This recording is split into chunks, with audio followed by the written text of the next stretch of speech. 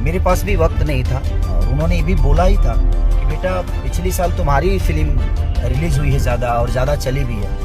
चाहे वो आशिकी हो या बोल रहा था बोल हो या डोली सजा के रखना हो। और ये 3 सिनेमा तुम्हारे पिछले साल के हिट हैं और बेहतर तू लगा जब लिपस्टिक हिले सारा डिस्ट्रिक्ट, तू लगा जब लिपस्टिक हिले सारा डिस्ट्रिक्ट,